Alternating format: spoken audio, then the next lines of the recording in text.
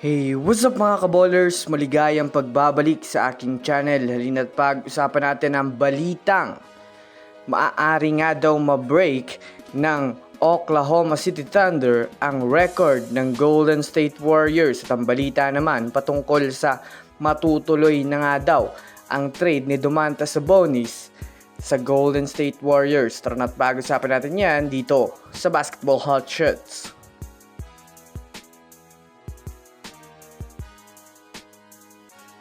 Una nga muna tayong dumako mga kaballers sa balita patungkol sa maaari nga daw ma-break ng OKC ang record ng Golden State Warriors.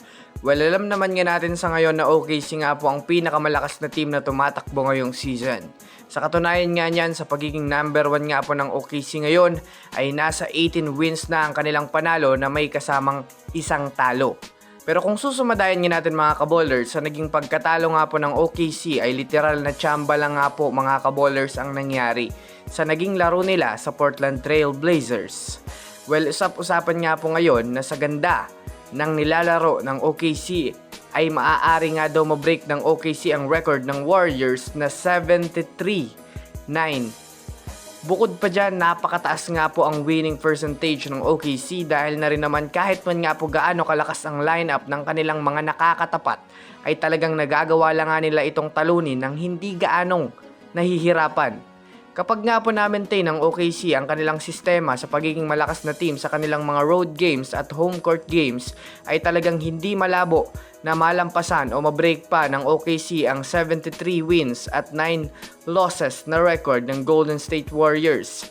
Since sa kanila nga pong naging 19 games ay sobrang naging smooth lang nga ang kanilang naging mga panalo at kadalasan pa dyan mga kaballers ay hindi pa sila kompleto. How much more kapag kompleto pa nga sila mga kaballers hanggang matapos ang regular season. Samantala, pumunta naman tayo mga kaballers sa balita patungkol sa trade na magaganap sa Golden State Warriors.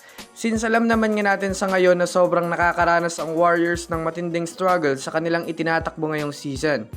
Literal na talagang masasabi nga natin na kailangan na nga ng Warriors gumawa na ng trade.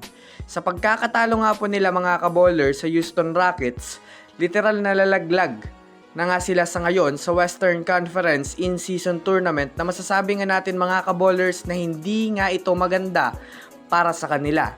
Dagdag pa dyan mga kaballers ang pagtamo pa ni Stephen Curry ng injury na maaaring magpahinga ng mga ilang araw o linggo sa kanilang mga magiging laro.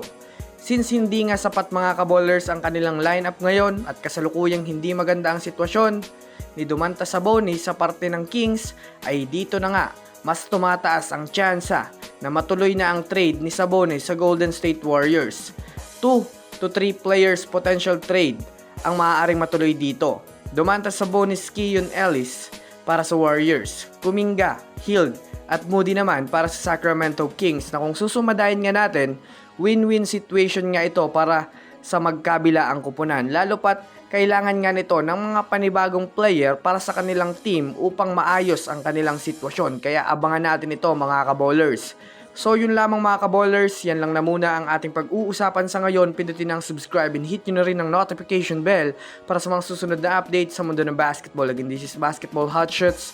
Thanks for watching.